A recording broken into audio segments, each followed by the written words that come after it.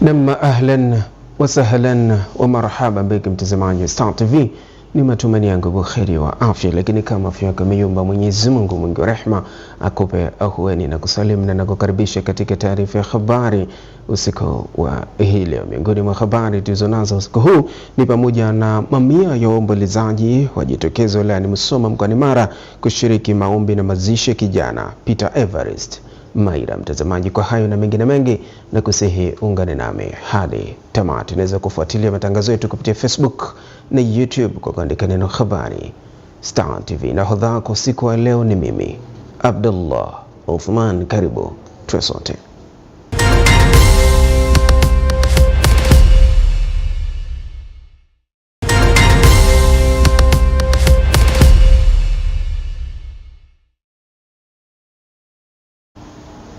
Na barabara kabisa mtazamaji, mcheza kwa utunzi, tuanze na habari za kitaifa. Rais wa Jamhuri ya Muungano wa Tanzania Daktari Samia Suluhu Hassan amesema kukamilika kwa mradi wa kufua umeme wa bwawa la Mwalimu Julius Nyerere kumefundisha umuhimu wa nidhamu ya ufuatiliaji, ustahimilivu wa changamoto na kusimamia malengo katika utekelezaji wa miradi ya kimkakati hapa nchini. Nashukuru pia viongozi wote pamoja na makundi mbalimbali ya wananchi mliojitokeza kwa wingi kuja kushuhudia uzinduzi wa mradi huu wa kihistoria na alama ya umoja na utaifa wetu. Kwa ujumla, nawapongeza Wizara ya Nishati, Shirika la Umeme, TANESCO, wakandarasi, wahandisi, kamati za wataalamu zilizokuwa zikiundwa muda baada ya muda kuangalia umadhubuti wa mradi, mafundi wetu, washauri, watumishi wa serikali, sekta binafsi na wananchi wote mliohusika katika hatua mbalimbali za utekelezaji wa mradi huu. Asanteni sana.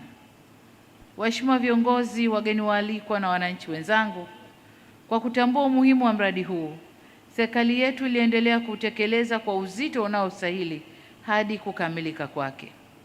Hatukuwa na namna ya kuacha kutekeleza mradi huu kutokana na umuhimu wake mkubwa kwa maendeleo ya nchi yetu. Hakika ni furaha kubwa kwetu sote kushuhudia kukamilika kwa mradi huu ambao kwa miaka mingi umekuwa sehemu ya mipango na jitihada za taifa letu ili kuhakikisha tunakuwa na nishati ya kutosha na ya uhakika kwa ajili ya shughuli mbalimbali za maendeleo na ustawi wa wananchi.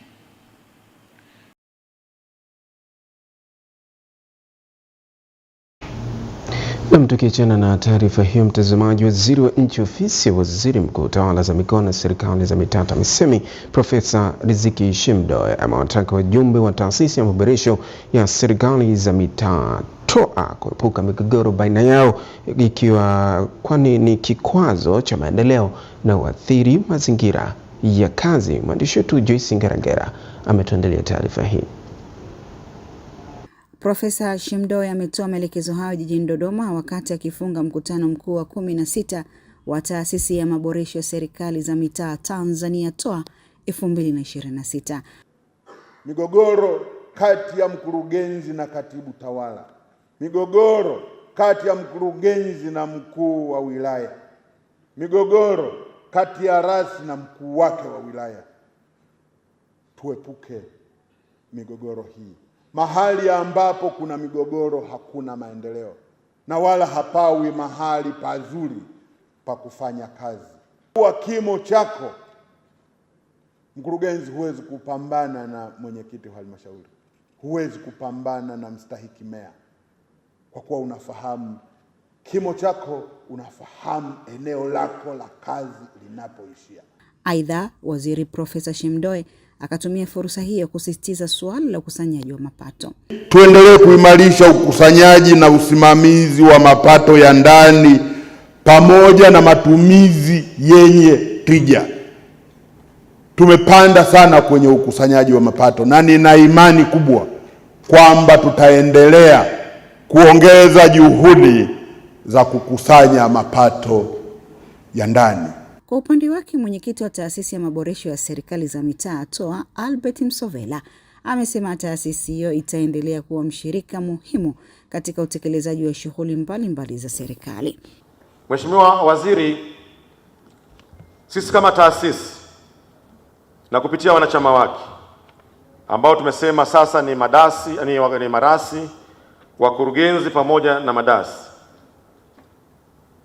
Tunazidi kuamini kwamba bado ni nguzo muhimu na nguzo kubwa ya kuendelea kuleta mafanikio katika ofisi yako ambayo Mheshimiwa Waziri wewe una dhamana ya kuweza kuisimamia. Tutaenda kuimarisha usimamizi vizuri wa rasilimali za umma, usimamizi wa watumishi,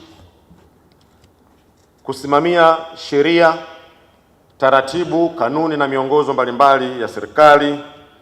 Kutoka jijini Dodoma, Joyce Ngerangera, Star TV. Asante sana Joyce Ngerangera kwa taarifa hiyo. Naibu Waziri wa Elimu na Mafunzo ya Amali Zanzibar, Khadija Salum Ali, amewataka vijana wanaosoma katika vyuo mbalimbali vya amali Zanzibar kuhakikisha wanatumia vyema mafunzo yanayopatiwa kama fursa ya kujikwamua kiuchumi. Abdullah Pando ametuandalia taarifa ifuatayo. Akizindua tamasha la michezo kwa vyuo vya amali visiwani Zanzibar, Naibu Waziri wa Elimu Zanzibar anasisitiza vijana kutumia vyema fursa za elimu wanazopatiwa, wakitambua hiyo ni njia pekee ya kujikwamua na tatizo la swala la ajira, ila pia ni kukuza uchumi wao. Kwa hiyo elimu hii mkaitumie vyema, mkajifunze na mkauendeleze ujuzi huu kama ni chanzo cha maarifa na mapato na kujiajiri, kujikwamua na hali ngumu ya kiuchumi. Mkurugenzi mtendaji wa Mamlaka ya Vyuo vya Amali Zanzibar, Dr. Bakari Ali Silima, anasema kupitia tamasha hilo la michezo liwafanye vijana kutambua ujuzi watakaopata hapo ni sehemu za ajira kwao.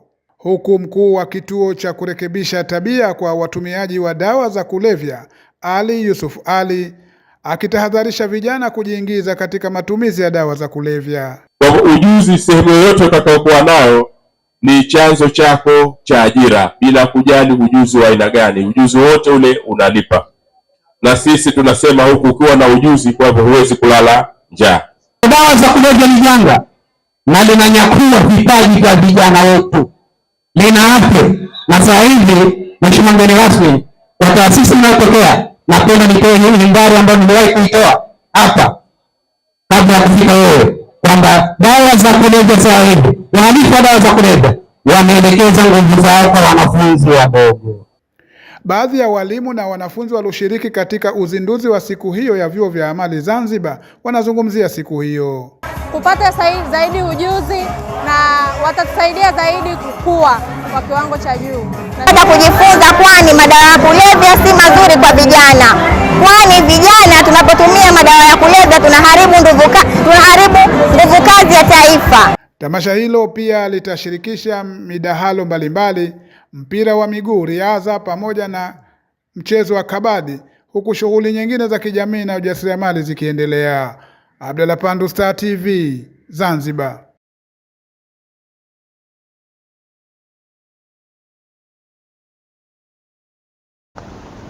Na mtazamaji, tukiachana na taarifa hiyo, tuelekee huko mkoani Mara. Mamia ya waombolezaji wilayani Musoma mkoani Mara wamejitokeza kushiriki maombi na mazishi ya kijana Peter Everest Maira anayedaiwa kufariki baada ya kupewa adhabu na walimu wake katika shule sekondari Makongoro wilayani Bunda.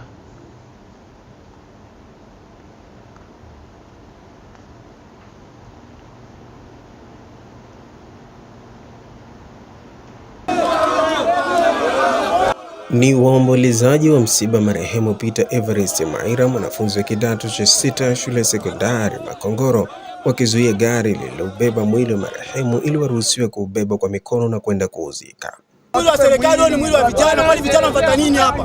Kazi yao ni kubeba, tumechukua makaburi sasa hivi tunataka mwili, tunataka mwili. Akiendesha ibada ya mazishi parokia kanisa Katoliki Rwaplini, Padri Dr. Konstantini Changwe anasema kifo cha kijana huyo ni funzo kubwa katika jamii kukumbuka hatima ya maisha yao hapo duniani. Nasimama kuwaomba wazazi, muwasamee walimu na mtusamee sisi walimu tuliosomea ualimu. Hatujafanya kwa makusudi, ni bahati mbaya.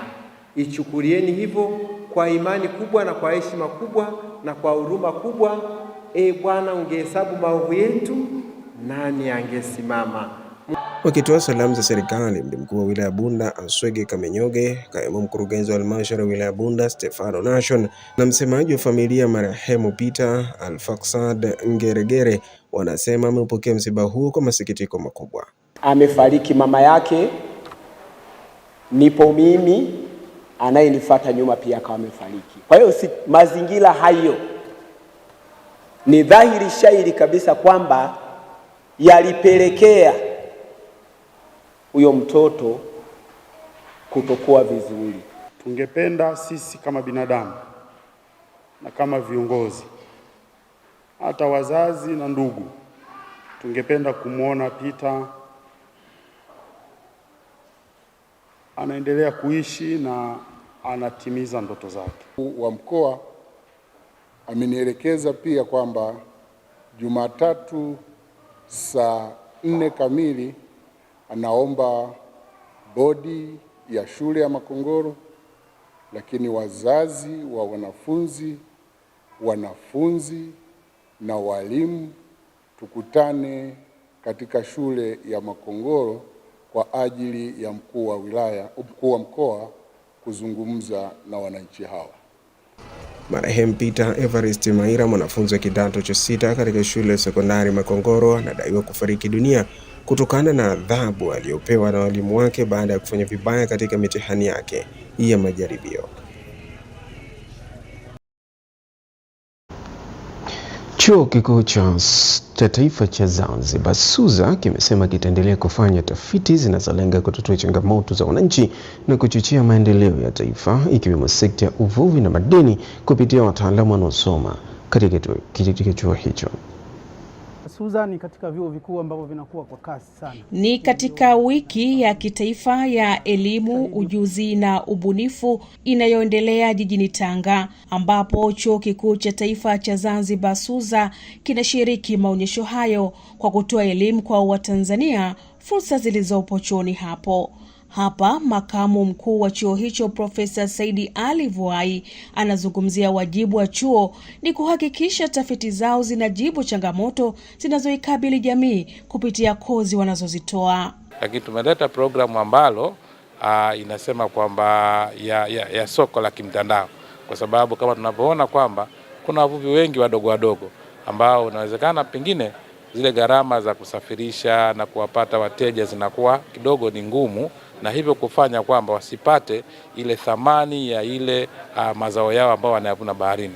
Kwa hiyo tumewaletea programu hii, manake ni kwamba popote ambapo utakuwepo ukishajisajili, basi unawezekana ukapata mteja popote anapokuwepo Tanzania na nje ya Tanzania, na hivyo kuhakikisha kwamba mazao yako utaweza kuyauza kwa bei ambayo inalingana na soko kwa muda ule. Msisitizo wa Profesa Saidi ni kuhakikisha tafiti hazibaki kwenye machapisho ya kitaaluma, na mmoja wa wanafunzi anayesoma katika chuo hicho kilichopo visiwani Zanzibar anabainisha tafiti hizo ndizo zilizosaidia kubuni projekti ya suluhisho la mawasiliano kwa wachimbaji wa madini wanapokuwa ndani ya machimbo ili kupunguza vifo. Kwa hivyo kama ni majukumu yetu ya muhimu, na sisi tukiwa kama ni chuo cha taifa, manake tuna haki au tuna wajibu wa kuwaonyesha wale wa Tanzania kwa ujumla yale ambayo tunayafanya. Sisi tumekuja na project hii hapa ambapo kwamba itaweza kupeleka notification juu endapo mchimbaji wa madini anapofikwa na shida bila ya kutegemea mobile network, router, isipokuwa sisi tunatumia network yetu ambayo inaitwa mesh network. Na device ni ESP32. Ambazo hizi devices zitakuwa zinawasiliana wao kwa wao bila ya kutegemea mobile network. SUZA ni Chuo Kikuu cha Taifa cha Zanzibar kilichojikita kwenye mabadiliko ya jamii kupitia elimu, tafiti na ushauri elekezi.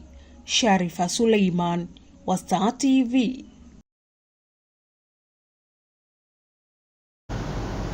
Na kwingineko, mwenyekiti wa Jumuiya ya Wazazi wa Chama cha Mapinduzi CCM Taifa Fadhili Maganya ameiagiza serikali mkoani Simiyu kumsimamia kwa karibu mkandarasi anayetekeleza ujenzi wa mradi mkubwa wa maji na wa kukabiliana na mabadiliko ya tabia nchi unaogharimu jumla ya shilingi bilioni 440 ili aweze kukamilisha mradi huo.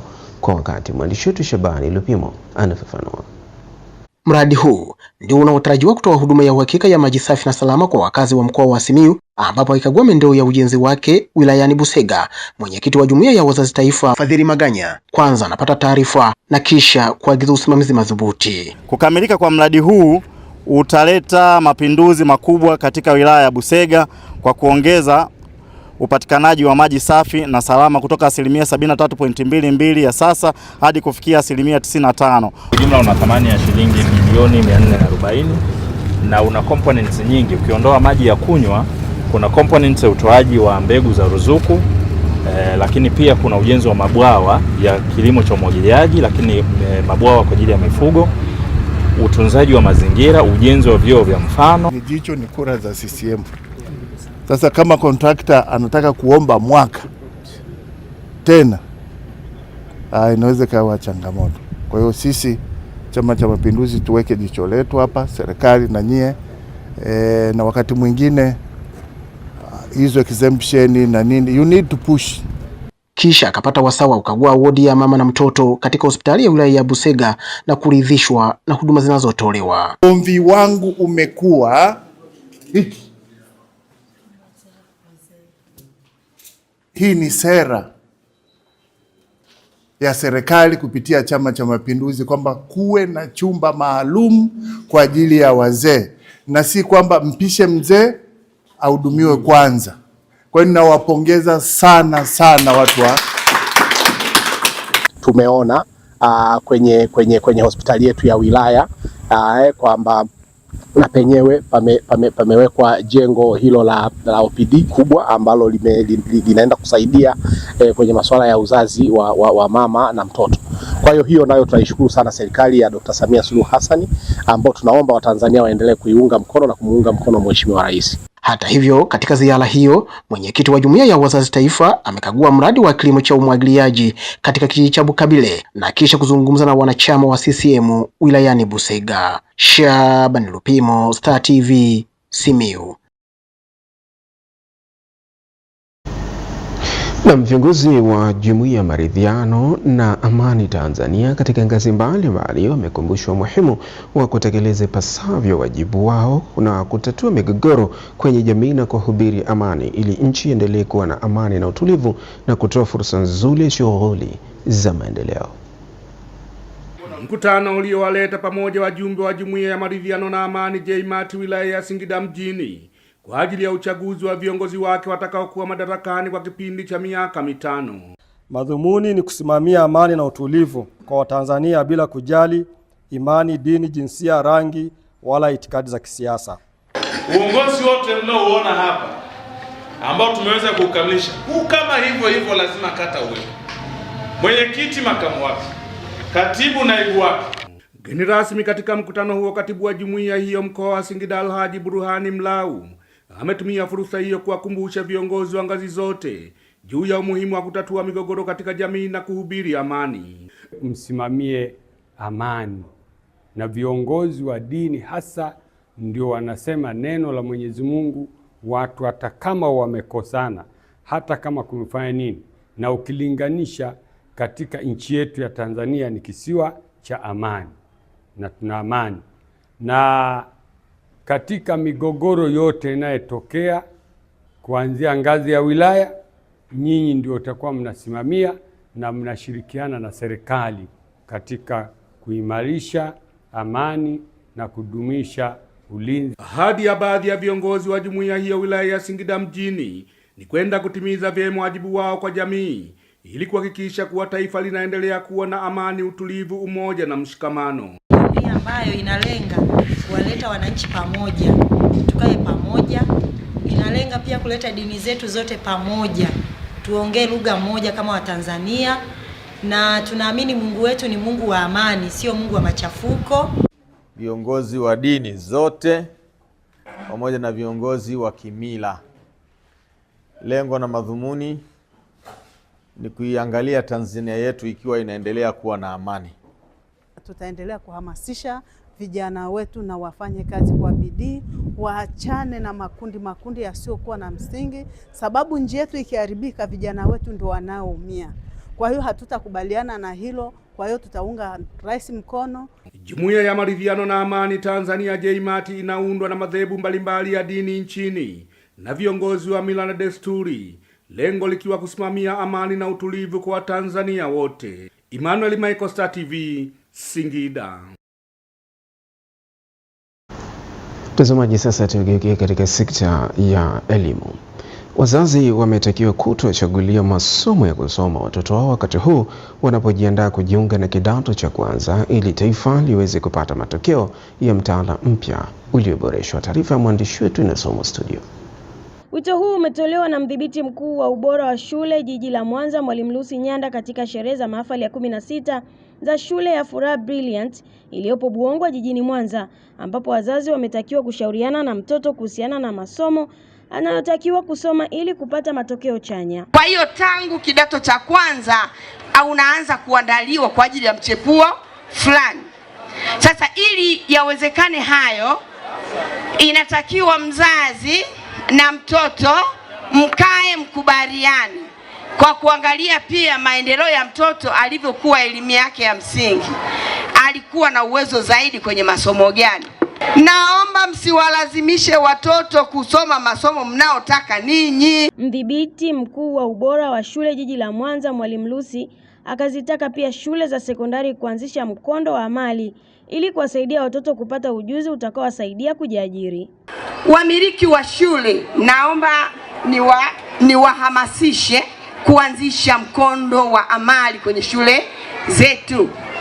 Hata hii shule ya sekondari ambayo nimeahidi kuisajili, naomba utakapoanzisha, pamoja na uwepo wa mkondo wa jumla, anzisha amali. Kwa upande wake, mkuu wa shule ya Furaha Brilliant, Mwalimu Agnes Msuya, amesema baada ya kufanya vizuri upande wa shule ya msingi, hivi sasa wanaelekeza nguvu zao katika kuanzisha shule ya sekondari, huku mwalimu wa malezi akielezea namna wanavyosaidia wanafunzi wao kupambana na vitendo vya ukatili. Shule ina mipango na mikakati mbalimbali kama ifuatavyo: kuanzisha shule ya kisasa ya sekondari ili kuchangia utoaji wa elimu bora ya sekondari na kuchangia ukuaji wa uchumi wa taifa; kuanzisha jengo la maabara kwa ajili ya masomo ya sayansi ili kuwawezesha wanafunzi wetu kujifunza kwa vitendo; 3, kuboresha taaluma na kuongeza ufaulu wa shule kwa 100%. Tukiwajenga watoto wetu wa Frankish Medium kutokuwa waoga kwa kufanya ushauri na urafiki kwa kuongea nao. Kuna kamati inaitwa kamati ya ulinzi na usalama kwa mtoto. Tuna klabu hii huenda kuibua watoto wenye wanaofanyiwa ukatili na kuripoti kwetu, hivyo kuweza kufuatilia mtoto mmoja baada ya mwingine na kuifikisha swala husika kuweza kumsaidia mtoto yule. Jumla ya wanafunzi 70 wa darasa la 7 wanatarajia kuhitimu katika mahafali hayo ya 16 ya shule ya Furaha Brilliant, wavulana wakiwa 42 na wasichana 28. Tukisalia hapo katika sekta ya elimu, wanafunzi wanaohitimu masomo ya darasa la 7 nchini wameaswa kuendelea kulinda na kutunza maadili wanayofundishwa pindi wapo shuleni ili waendelee kuwa wazalendo katika taifa. Frankius Cleophas anafafanua. Msisitizo huo unatolewa na afisa elimu taaluma wilayani Rorya mkoani Mara, Silas Malima, alipokuwa mgeni rasmi katika mahafali ya 5 shule ya msingi Leaders. Mtaanza mitihani yenu mwezi ujao mapema sana. Kaeni kwa utulivu, zingatieni yale ambayo walimu wamewafundisha ili muweze kufanya mitihani yenu muweze kufaulu kwa viwango vya juu sana. Ni matamanio yangu kuona wanafunzi kutoka Leaders mnafaulu sana, na baadhi yenu mnakwenda kwenye shule za mbali na shule za karibu ili muweze kufikia matarajio yenu ya maisha. Mwezi ujao mtamaliza darasa la 7, lakini ni mwanzo wa safari nyingine ya elimu ya sekondari. Ninawaomba na kuwahusia, endeleeni kuwa watoto wazuri wenye maadili, muheshimu wazazi wenu mkiwa nyumbani, muendelee kuyashika yale mlioelekezwa shuleni hapa Leaders. Shule ya awali na msingi Leaders inaahidi kuendelea kufundisha wanafunzi katika misingi ya kumjua Mwenyezi Mungu pamoja na masuala ya sayansi na teknolojia ili kuendana na ushindani wa ajira. Mguu wa kwanza ni kulea na kujenga kizazi kipya kinachomjua Mungu. na mguu wa pili ni high quality education, yani elimu bora ya kiwango cha juu. Tutaendelea kuboresha walimu wetu, mazingira ya kujifunzia, mifunzo ya kitaaluma na malezi yetu kwa watoto. Shule ina maono ya kutengeneza kizazi chenye uwepo wa Mungu ndani yao, hivyo kuwafanya kuwa ni watu wenye maadili sahihi na binafsi sawasawa na kusudio la kuumbwa kwao. Pia kuwa na elimu ya viwango vya juu, yani HQE, high quality education, itakayowawezesha kuwa wapindua ulimwengu, yani world changers, kwa sababu kauli mbiu ya shule yetu ni world changers. Tumegundua na kuthibitisha kuwa bila wokovu wa Bwana Yesu Kristo, mwanadamu hubaki kuwa mtumwa wa shetani tu. Kwa hilo tunapenda kumshukuru sana Mungu kwa kukutanisha na shule hii ya Leaders. Nikiripoti kutoka Ranirolia mkoani Mara, Frank Cleophas, Star TV. Na mkuu wa shule sekondari Kijitonyama jijini Dar es Salaam, Halima Juma, amesema upatikanaji wa teknolojia na elimu ya kidijitali unaweza kubadilisha maisha vijana na kuwapatia maarifa, ujasiri na ujuzi wanaohitaji ili kutengeneza suluhu mbalimbali na kushiriki kikamilifu katika uchumi wa kidijitali. Halima amesema hayo baada ya taasisi ya Airtel Africa Foundation kuzindua upya jengo la maabara lililokarabatiwa katika shule hiyo, likiwa na lengo la kuongeza fursa za wanafunzi kujifunza, kufanya majaribio na kukuza ubunifu wa kiteknolojia. Umewezesha wanafunzi 150 kujiunga na masomo ya computer science and computer programming kwa kufuatana na ule mtaala mpya wa serikali. Kwa hiyo wanafunzi wameweza kujiunga katika computer programming.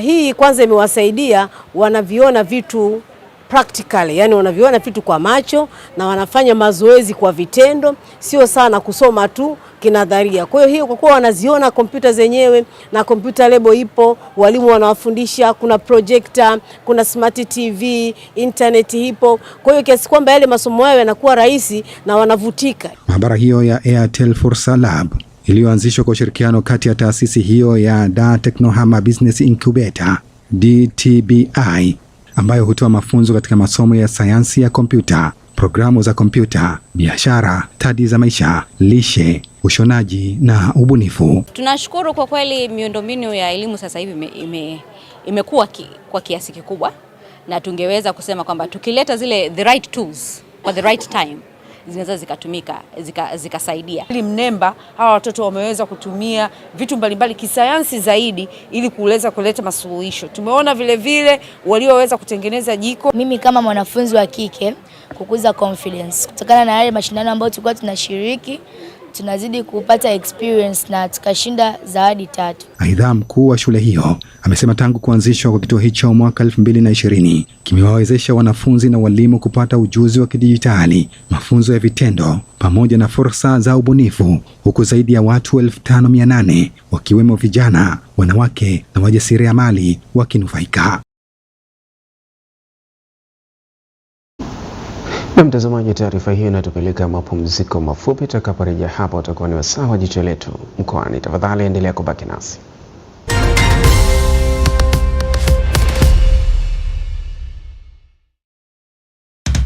Star Times leo kuna raha, tumejiamulia kukupa raha. Star Times tumejiamulia kukupa raha. Mteja wa Star Times antena lipia nyota kwa shilingi 11,000 kwa mwezi, tukupe mambo bure mwezi mzima, na ukilipia mambo kwa shilingi 17,000 kwa mwezi tutakupa uhuru mwezi mzima bure, huku wale watakaolipia uhuru kwa shilingi 23,000 kwa mwezi watapata raha kwa siku 5 zaidi bure. Kupitia ST Swahili tunakupa raha zaka kibao, ikiwemo Bongo Movie kila Jumamosi na Jumapili saa 10 kamili jioni, pamoja na Nigerian Movie kila Jumamosi na Jumapili saa 1 kamili jioni, huku watoto wakipata raha ya katuni kali ya Bond Bears kila siku saa 10 kamili jioni. Kwa wapenda Hollywood movies, pata raha ya latest movies kila siku kupitia TNT Africa. Na bado kwa wewe mteja mpya wa Star Times, tumejiamulia kukupa raha kwa bei kitonga. Recorder ya dish utaipata kwa shilingi 50,000 tu badala ya shilingi 56,000. Upate wapi kwingine? Tumejiamulia kukupa raha. Nimefanikiwa kupata kazi kwa muda baada ya kutumia platform ya Nafasi. At first Nilidhani ningeweza kuona listi za kazi na kuweza kuapply mwenyewe kwenye app, lakini nikaelewa kuwa app yenyewe ina apply kwa niaba yangu. Nikaweza kupata taarifa za interview na kujua nimechaguliwa kufanya interview zipi kwenye app. Kupitia Room Your God, irahisishia zoezi zima kuwa rahisi tofauti na mwanzo.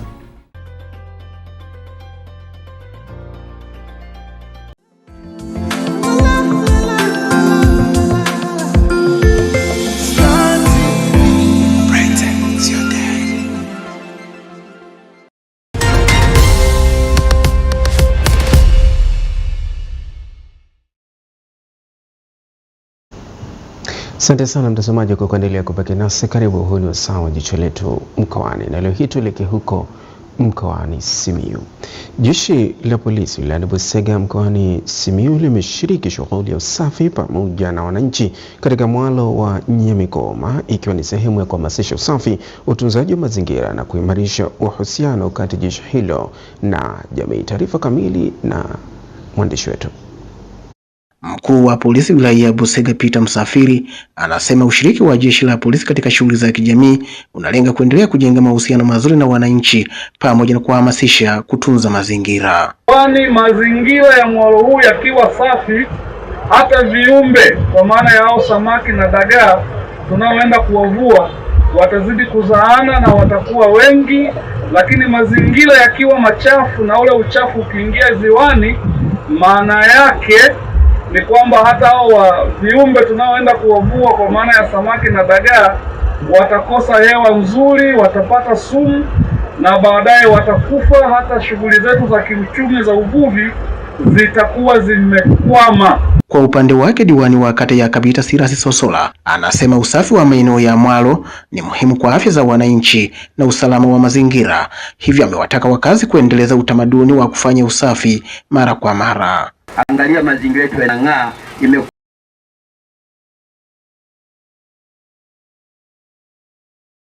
ni mfano mzuri. Sasa kilichobaki wananchi wetu wangu wa kata Kabita, hususan mwana Nyamikoma, waendelee juhudi hizi ambazo tunazifanya, isiwe kwa leo tu. Mkuu wa polisi, nakushukuru sana, Mungu akubariki sana, kwa sababu umekuwa chachu na mwendelezo mzuri wa mahusiano kati ya wananchi na jeshi la polisi. Nao wakazi wa Nyamikoma wamepongeza ushiriki wa jeshi la polisi katika zoezi hili, wakisema hatua hii inaongeza hamasa kwa wananchi kushiriki katika usafi na kutunza mazingira ya mwalo. Zoezi hili tumefurahi sana kushirikiana na polisi kufanya usafi hapa, kwa sababu naona hapa palikuwa pamechakalika sana. Hapa ni jambo zuri sana mmelifanya, na sisi tutakuwa tunajitahidi sana kufanya usafi. Hata kama hamtakuwepo, na sisi tutakuwa tunajitahidi, tunaambizana kiasi kwamba hili zoezi naomba liendelee. Hata baada ya miezi mitatu maaskari wao wanakuja hapa, tunashirikiana nao, kazi inaenda vizuri kwa kweli. Maana ni sehemu ambayo tunapata kipato. Kwa sehemu ya kupata kipato lazima usafi uwepo, ili tuwe tuna mazingira sahihi. Hata pia mazao yetu tunapokuwa tunavuna kutoka ziwani tuweze kuyachakata katika mazingira ambayo ni masafi. Zoezi hili ni sehemu ya juhudi za pamoja za jeshi la polisi na wananchi katika kujenga mazingira safi na salama, huku likilenga pia kuimarisha ushirikiano kati ya jeshi hilo na jamii. Shabani Lupimo, Star TV, Simiyu.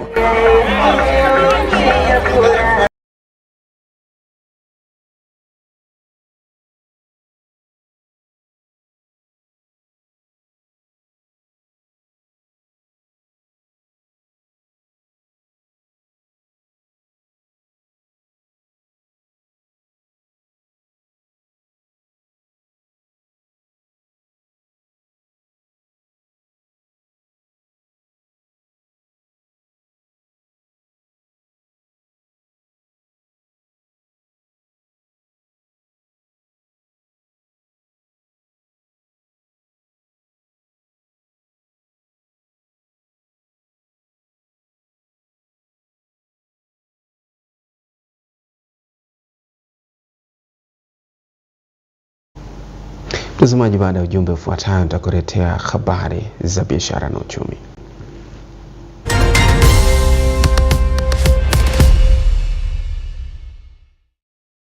PBZ Bank, Sasa wamekuletea huduma ya PBZ Lipa Hapa. Fanya malipo ya bidhaa na huduma mbalimbali kupitia simu yako bila kuwa na pesa mkononi kwa kutumia PBZ mobile app, mitandao ya simu na mabenki mengine. Scan QR code ama andika nambari ya biashara kwa kutumia simu yako. Weka kiasi, thibitisha muamala, kisha ingiza nambari ya siri. Malipo yako yatakamilika. Na kwa sasa tumesogeza huduma zetu mpaka mkoani Arusha na Tanga. Mikoa mingine tuliowafikia ni pamoja na Dodoma, Mwanza, Mbeya, Morogoro na Mtwara.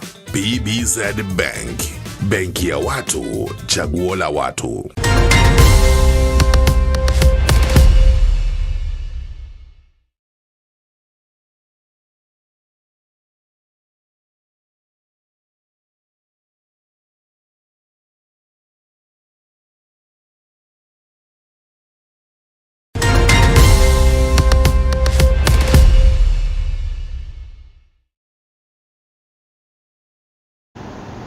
Asante sana mtazamaji kwa kuendelea kubaki nasi. Karibu katika habari za biashara na uchumi.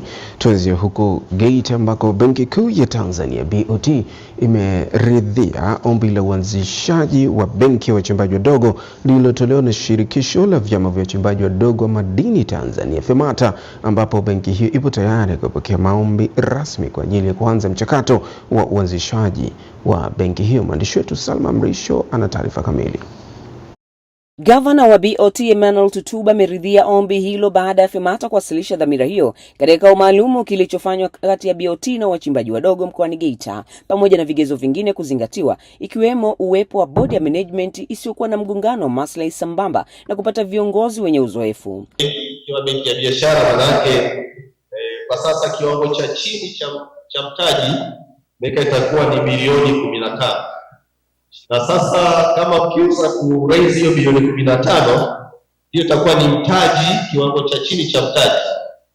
Lakini huwa lazima uwe na fedha nyingine za kuendeshea, sababu lazima uwe na ofisi, uwe na mifumo ya uendeshaji, utanunua pale labda baadhi ya vitendea kazi, utakuwa na viti kwenye ofisi. Kwa hiyo unaweza kukuta wakati mwingine kikusanya hata kama bilioni 20, unaweza tukawapa leseni kaanza kufanya shughuli hizo. Dhamira kuu ya benki hiyo ni kuweka uhakika wa upatikanaji wa mikopo kwa wachimbaji wadogo na kuwapatia mitaji ya uhakika kwa ajili ya shughuli za uchimbaji madini. Na benki ya wachimbaji wadogo ni matokeo ya serikali kujenga mazingira mazuri kwa wachimbaji wadogo. Wachimbaji walioko hapa tutakaa namna ya kuraise mtaji wa kuanzisha benki yetu ya wachimbaji katika nchi hii. Na kama walimu wanaanzisha benki, wakulima wanaanzisha benki, hivi nyewe wachimbaji mnashindwa kuanzisha benki? Piga hesabu za kawaida.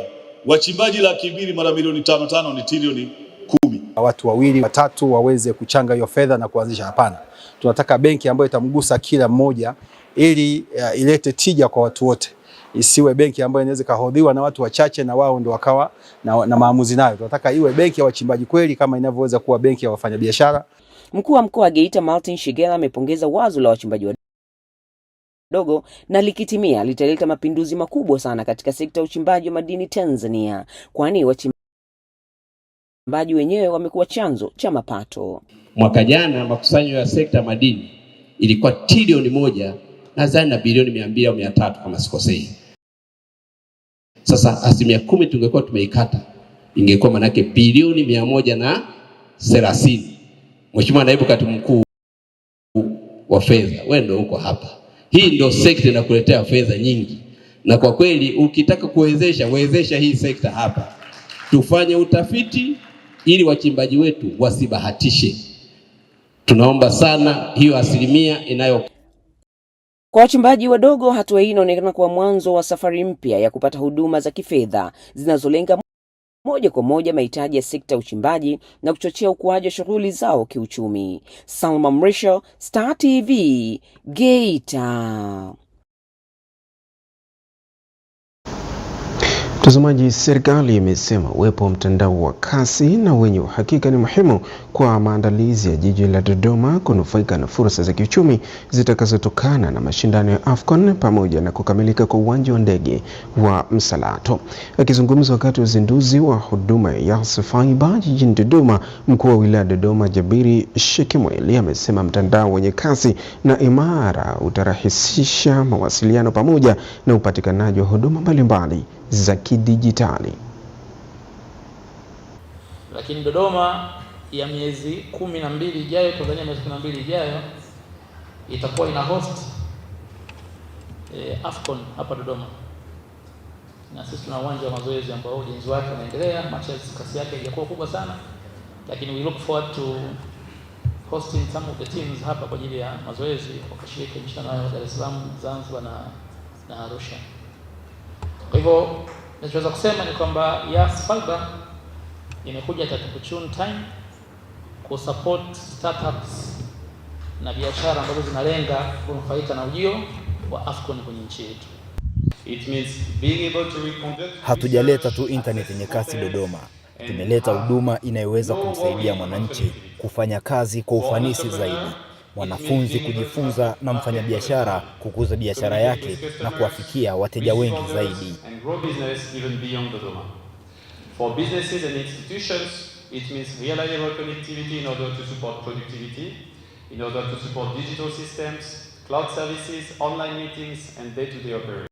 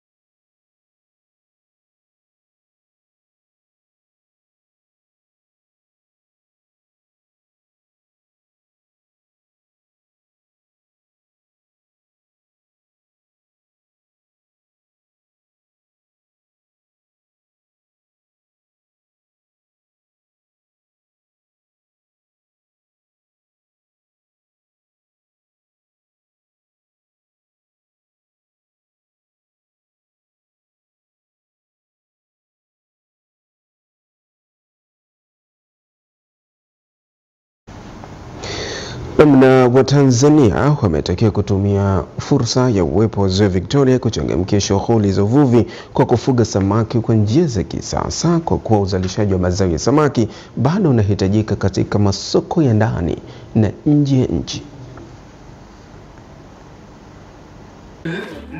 Hizi ndizo shughuli za uvuvi zilizoonyeshwa katika maonyesho ya kwanza ya wavuvi na wafugaji wa samaki kwa njia ya vizimba, ikiwaleta pamoja wadau wa sekta hiyo kwa kutoa elimu kwa umma namna wanapaswa nao kufanya shughuli hizo kwa teknolojia za kisasa ili kukuza sekta hiyo yenye mchango mkubwa katika ukusanyaji wa pato la nchi.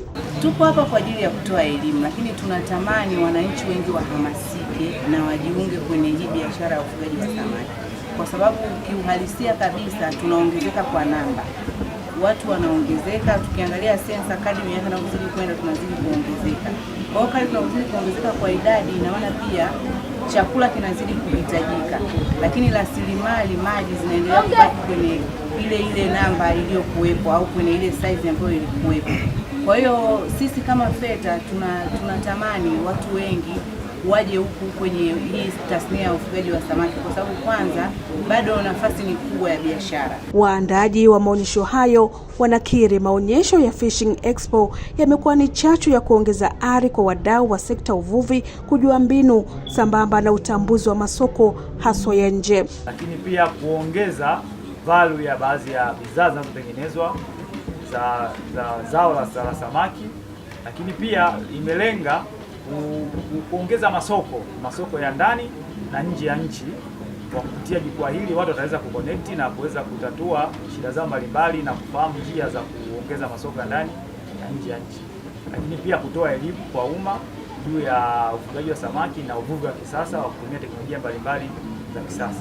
Chuo cha uvuvi FETA Nyegezi kupitia vijana wajenga kesho iliyo bora wameshiriki maonyesho haya na kueleza zao la samaki linahitajika kila kona. Samaki ina faida sana na inahitajika kwa wingi kwa sababu ni chakula ambacho kinatumika sehemu mbalimbali. Kwa hiyo karibuni mjifunze kufuga samaki, ambapo unaweza kufuga samaki hata ukiwa nyumbani kwako. Kuna mafunzo ambayo tunaweza tukatoa kwa sababu kuna mabwawa ya nyumbani, lakini pia kuna mabwawa ya mashambani. Kwa hiyo kwa upekee mimi naona ni muhimu, lakini pia ni kuitaarifu serikali kwamba kinachofanyika na mikakati sisi wadau tunaona na kuyapokea na yanatija kwetu, kwa sababu ajira tunaona vijana wanajitengenezea. Maonyesho hayo kupitia waandaaji wa kampuni ya Complex Event yatakuwa endelevu, ambapo kwa mwaka huu yalihusisha wadau mbalimbali kutoka sekta uvuvi sambamba na wajasiriamali. Sharifa Suleiman, Star TV, Mwanza. Na mtazamaji, baada ya mapumziko mafupi tarejea hapa tukidunda na kutereza katika viwanja mbalimbali vya michezo na burudani. Tafadhali usibadilike tu.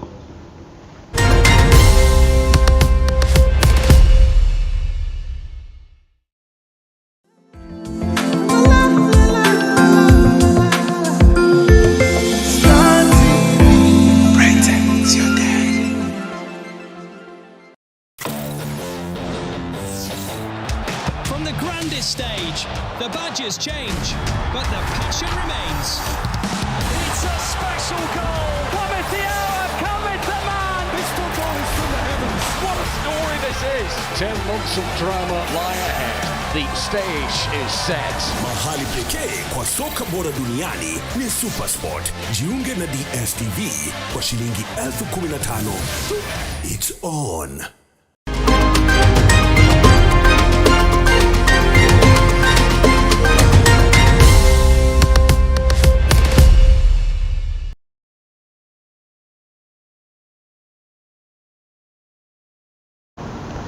Asante sana mtazamaji kwa kuendelea kwa shabiki wetu nambari moja. Karibu, hizi ni habari za michezo na burudani. Tuanzie katika soka ambako tuanzie katika marathon ambako washiriki wa mbio za marathon za kilomita 42 wameiomba serikali pamoja na wadau wa michezo kuwaunga mkono kwa kuwapatia udhamini ili waweze kufanya maandalizi ya kutosha na kushiriki katika mashindano makubwa kwa ufanisi zaidi. Mwandishi wetu Godlisten Kitomari kutoka nchini Uganda ametutumia taarifa ifuatayo. Ni katika Rwenzori Marathon msimu wa 5 hapa nchini Uganda, ambapo mshindi wa mbio za kilomita 42 ametokea hapa Uganda, huku Tanzania ikishindwa kuingia katika nafasi 6 bora. Katika mbio za kilomita 42, Tanzania iliwakilishwa na washiriki 5 pekee, ambapo washiriki hao wanaona iko haja ya kuwekeza nguvu ya kuandaa wanariadha wengi wa mbio ndefu. Ili ukimbie kilomita 42 kwa mashindano, inatakiwa uwe na udhamini wa kutosha, kazi yako iwe ni kukimbia tu. Kwa hiyo wenzetu ambao wanatushinda mara nyingi wana udhamini, wana madaktari, wana makocha wazuri. Ombi langu kwa wadau wa michezo Tanzania wakishirikiana na serikali na ni uwekezaji uwe mkubwa. Nao washiriki wa Fun Run kutoka Tanzania wanakiri kuwa kushiriki kwa mara ya kwanza katika mbio zinazofanyika katika nchi jirani kunaweza kuongeza ushindani na uzoefu kwa wanariadha, huku wenyeji wa Uganda wakisema Rwenzori Marathon imekuwa sehemu muhimu ya maisha yao na ni kama sherehe ya kitaifa, kwani wengi wao hujitokeza kushiriki na kushangilia. Tuna vitu vizuri lakini watu wafahamu kama tunavyo. Kwa kupitia mbio hii na hii michezo nadhani itatusaidia watu wengine kuweza kufahamu nini tunafanya. Ekea AFCON ya pamoja, Tanzania tujipange. Uganda wana mengi ambayo nimeona katika kupromote vituo vyao vya utalii na wako serious sana katika eneo lao la michezo. It was so fine, it was so good, though a bit tiresome, but at least I enjoyed and had fun. We are enjoying so much, and so many people have come, like Kenya, Tanzania, and others from America. Mwaka 2027 Tanzania, Uganda na Kenya zinatarajiwa kuandaa kwa pamoja michuano ya AFCON, ambapo mkurugenzi wa Serengeti Safari Marathon Timothy Mdinka amesema ushirikiano wa nchi hizo katika maandalizi ya michuano hiyo utasaidia kuitangaza zaidi AFCON. Hizi mbio zinapokuwa zinafanya kwa mashirikiano kama haya, zinatengeneza urahisi wa kushiriki kwa pamoja katika matukio ya Kiafrika Mashariki kama vile AFCON. Balozi wa Uganda nchini Tanzania, Anne Katusuime, amesema Ruwenzori Marathon mwaka huu imefanya vizuri zaidi, hasa katika kutumia michezo kama jukwaa la kutangaza utalii, utamaduni na fursa mbalimbali za nchi. Now sports tourism, we have other products and we are going to work together, and as East Africa say, this East Africa feel the vibe. Kabla ya kufanyika mbio hizo, usiku wa Ijumaa kulifanyika maonyesho ya utamaduni wa Afrika, na katika nchi 43 zilizoshiriki, Tanzania ilifanikiwa kushika nafasi ya kwanza. Eneo hili ndiyo mbio zimehitimishwa hapa. Ruwenzori Marathon mwaka 2026 zimetamatika katika eneo hili. Kilomita 42, kilomita 21, kilomita 10, kilomita 5 zimetamatika katika eneo hili.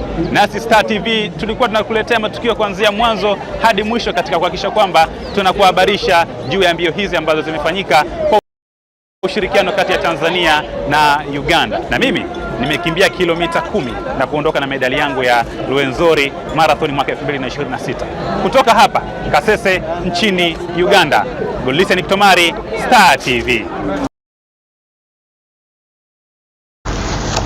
Daily mara nyingine ukimbia kilomita 42. Mtazamaji, tukitazama taarifa nyingine sasa, tukiukia katika soka ambako kocha msaidizi wa timu ya Azam FC Kassim Liogope amesema kwa kosa walinda mlango wawili wa kikosi cha kwanza wanaotumikia adhabu ya kukosa michezo ya ligi kuu ya NBC haitawaathiri kiufundi kuelekea katika mchezo dhidi ya Pamba Jiji FC utakaopigwa Jumapili hii kwenye uwanja wa Azam Complex jijini Dar es Salaam. Azam FC itawakosa walinda mlango wa Aishi Manula pamoja na Zuberi Foba ambao wanatumikia adhabu mbalimbali, kwa Aishi Manula akitumia kadi nyekundu aliyopata kwenye mchezo wa ligi kuu ya NBC dhidi ya TRA United, wakati Foba alifungiwa na kamati ya usimamizi na uendeshaji wa ligi baada ya mchezo wa fainali ya kombe la shirikisho la CRDB. Liogope amesema kuwa kosa wachezaji hao kiufundi haitaathiri timu kwa kiasi kikubwa. Hata mchezo wetu wa kwanza tunavyoanza wa ligi, hao magolikipa wetu ambao wenye uzoefu na ndio pia ni magolikipa wa timu ya taifa, kukosekana kwao of course, lakini wale ambao walikuwepo ni vijana ambao wanahitaji pia muda. Sasa uzoefu wa wale ambao wanakosekana unasaidia kwa wale kuwajenga na kuwa nao pamoja, kwa sababu kwenye mazoezi wanakuwa nao pamoja. Kwa hiyo imani yangu atakwenda kufanya vizuri, na ndio maana kwenye ligi wanatakiwa usajili wachezaji wengi.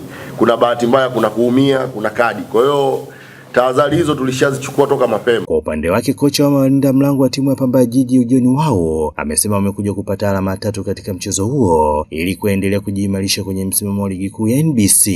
Timu iko imara, timu iko vizuri. Ndio kulikuwa na kuchelewa kwa wachezaji ambao kufika mbele, lakini naweza sema ligi ni marathon. Na ligi ni marathon, na ni mechi ya pili tu tumecheza. Ya kwanza tumepata sare, ya pili tumepoteza dhidi ya Simba, na mimi naamini mwelekeo wetu tuseme tunaenda vizuri, maana mechi ya 3 kesho dhidi ya Azam ndio sehemu ambayo najua tutapata matokeo mazuri kesho. Wachezaji wa timu hizo wamesema na morali kubwa ya ushindi kuelekea katika mchezo huo. Tumejiandaa vizuri katika mchezo wetu wa kesho dhidi ya Pamba Jiji. Tumejiandaa kwa ajili ya kuchukua alama 3 muhimu. Mchezo utakuwa mgumu, Pamba ni timu nzuri, na pia mchezo utakuwa mzuri.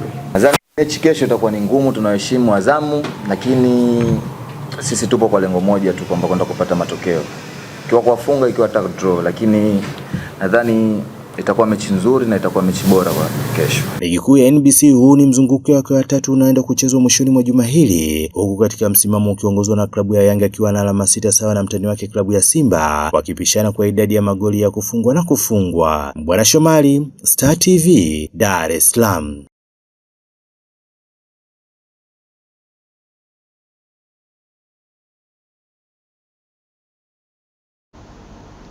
Na mtazamaji, katika mchezo uliotamatika mapema jioni leo, Simba Sports Club imeibuka na ushindi wa goli 2-1 dhidi ya timu ya Singida Black Stars, mchezo ambao ulichezwa katika uwanja wa Airtel huko Singida.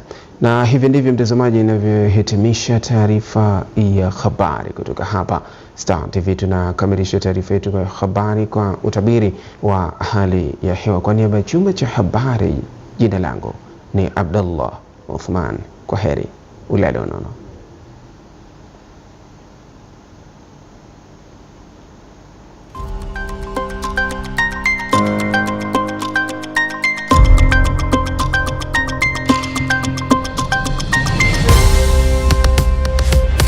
Wasaa wa utabiri wa hali ya hewa kwa muda wa saa 24 zijazo.